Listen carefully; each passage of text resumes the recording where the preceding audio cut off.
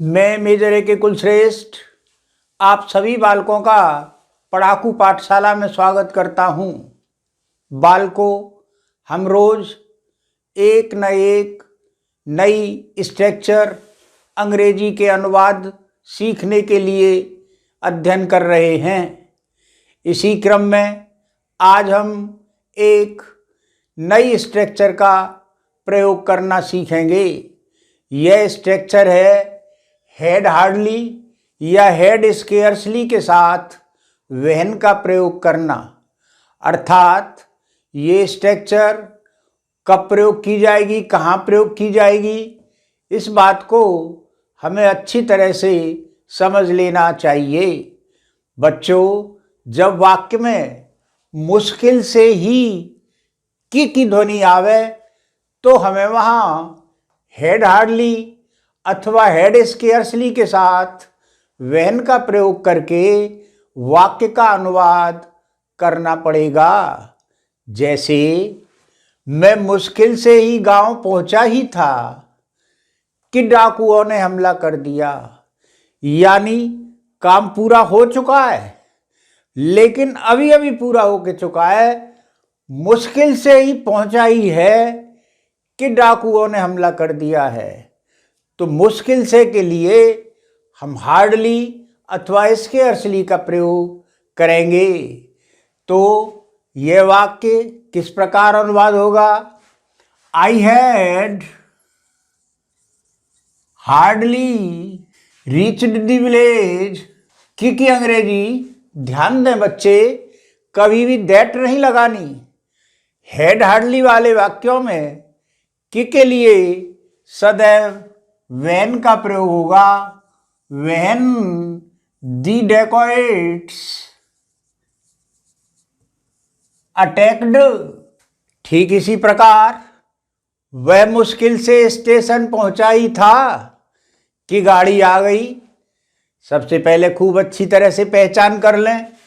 मुश्किल से ही की पहचान क्लियर है तो हम हेड हार्डली अथवा हेड स्केयर्सली दोनों में से कोई सा एक प्रयोग कर सकते हैं।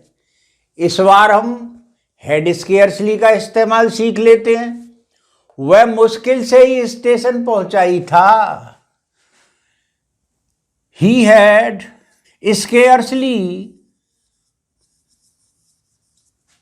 Reached the station. की गाड़ी आ गई के लिए व्हेन का प्रयोग किया जाएगा। When the train arrived.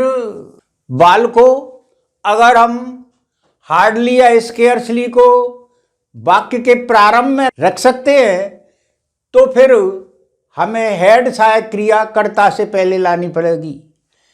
अब इस बार हम स्केयर्सली और हार्डली को वाक्य के प्रारंभ में लाके भी ऐसे वाक्यों का अनुवाद कर सकते हैं। तो वहां कर्ता से पहले सहायक क्रिया हेड का प्रयोग करना पड़ेगा। अंतर देखिए, हम मुश्किल से ही स्कूल पहुंचे ही थे कि घंटी बज गई। इस बार हम इसे इस ऊपर वाली विधि से न बना के स्केयर्सली और हार्डली को पहले ही रख के बनाएंगे। हार्डली हेड भी। ध्यान देने वाली बात यह है कि ये हेल्पिंग वर्ब सब्जेक्ट से पहले आ जाएगी अगर हम हार्डली या स्केयर्सली को वाक्य से शुरू कर रहे हैं। तो hardly had we reached the school when the bell rang. तो हमने हेड हार्डली या हेड स्केयर्सली का प्रयोग व्हेन के साथ करना सीखा, लेकिन इसको हम दो प्रकार से प्रयोग कर रहे हैं। हेड हार्डली को जब बीच में ला रहे हैं तो कोई परेशानी नहीं, सिंपल। और अगर हार्डली या स्केयर्सली को वाक्य के प्रारंभ में ला रहे हैं तो अंतर क्या आ रहा है, इस पर गौर करिए। हेल्पिंग वर्ब सब्जेक्ट से पहले आ जाएगी। स्केयर्सली लगा सकते हैं या हार्डली की जगह पर। तो आज की स्ट्रक्चर बहुत ही स्पष्ट है।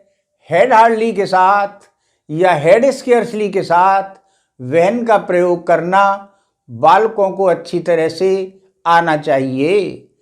कुछ वाक्य हेड हार्डली बहन के मुँह जबानी भी सुन सकते हैं। मैं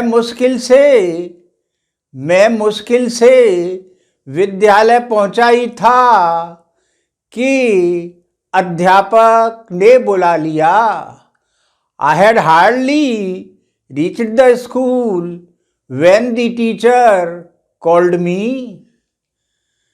मेरी माताजी मुश्किल से खाना बना ही पाई थी कि और मेहमान आ गए।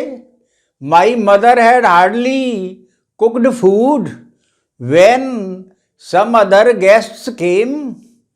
Had hardly के बजाय had scarcely का भी प्रयोग कर सकते हैं। अगर हार्डली और स्केयर्सली को वाक्य के प्रारंभ में रख रहे हो तो हेल्पिंग वर्ब को कर्ता से पूर्व लाना चाहिए। यही दोनों प्रकार के प्रयोगों में अंतर है। आज की स्ट्रक्चर इतनी ही, इसकी खूब प्रैक्टिस करें। Thank you.